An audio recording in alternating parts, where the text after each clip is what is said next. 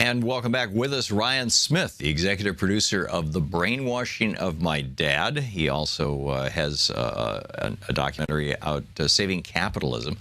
He's a supporter of free speech TV. Ryan, welcome. Thank you, Tom. Great to have you with us. Big fan of your show, and it's an honor to be here. Thank you.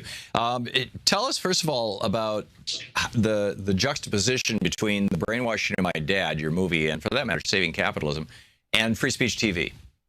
Yeah, so The Brainwashing of My Dad, which you're pretty prominently featured in, you do a great interview.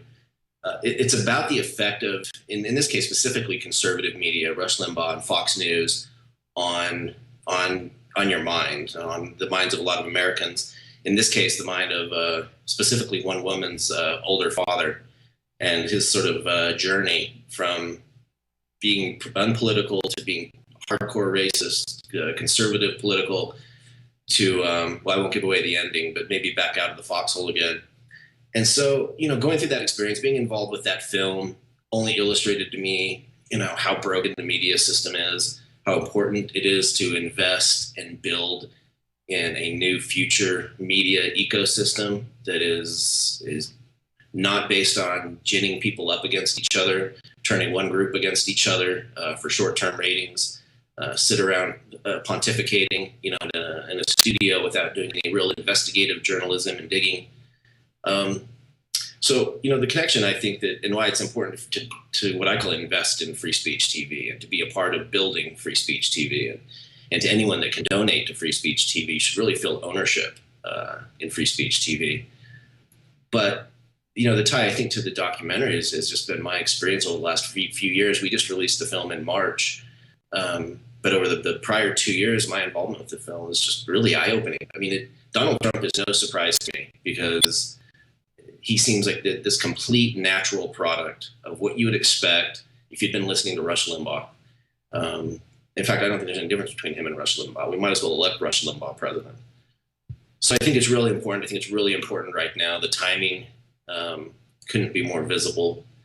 So I appreciate the opportunity to come on and talk about free speech TV. And, I've got a free speech TV bumper sticker on my car every day, but I'm also proud to be a monthly contributor. And, in shows like yours, I mean, I think you've been doing Brunch with Bernie for 10 years now. I mean, you were listening to Bernie and giving Bernie a platform long before the rest of us realized he really should be up at the forefront of our politics. I think that's great.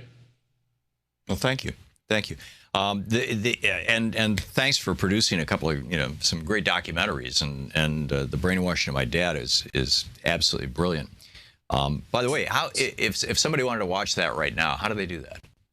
Yes, you can go to thebrainwashingofmydad.com, and the site will steer you to a number of different options. Mainly right now are video on demand options. Mm-hmm. So we're on iTunes, as well as YouTube movies and most of the VOD options. We can also send you a DVD from the website. And within a few months, we should be up on Netflix and have a nicer, more formalized DVD to send you. That's great. From the website. But That's go to thebrainwashingofmydad.com, and we'll definitely steer you to a way to see the movie. Great. Thank you. And Ryan Smith, executive producer of The Brainwashing of My Dad, a supporter of free speech TV. I think that your comment that if you regularly listen to Rush Limbaugh, you would understand the Donald Trump phenomena is like so critical. What are the things that, when you were putting together The Brainwashing of My Dad, we're talking with Ryan Smith, the executive producer of The Brainwashing of My Dad, free speech TV supporter, and a free speech TV supporter. What were the things when you were putting that together that flipped alarm bells in your head? There were a couple of real aha moments. One was learning that Roger Ailes actually worked for Nixon in '68. He was Nixon's TV guy. Oh, he pitched Fox News to Nixon. He didn't call it Fox News. Yeah. He called it GOP TV. Yes, right. It was just after that, 1970, he wrote a memo called A Plan for Putting the GOP TV. And it had all these little, kind of bullet points that America is dumb, America is lazy, make it short, make it quippy, make it something they can digest. This was also all a product of him advising Nixon during the Southern strategy. And, I think we're seeing the Southern strategy taken national now. Oh yeah, absolutely. So I see that, that dog whistle racism, really overt racism with Trump. Yeah, I think Trump's biggest crime when it comes to all these people who are criticizing him in the Republican Party is that he's saying out loud what they've been saying in code for 40 years. He just forgot the code, or maybe he never knew it. I don't know, but. Apparently he did listen to the Lee Atwater interview where Lee Atwater really dials out what they've been doing in the 50s, 60s, 70s on. Oh yeah, we play that constantly. Just for our viewers watching Free Speech TV, we're in Free Speech TV fundraising drive right now. The number is 877-378-8669. With a $60 gift, you get a Crashing the Party T-shirt. It's a really cool T-shirt, and with a $120 gift, Last Hours of Ancient Sunlight book, an 11th Hour DVD, $1,000 meet and greet. Ryan, thank you for the great work you're doing, the great documentaries, and thanks for supporting Free Speech TV.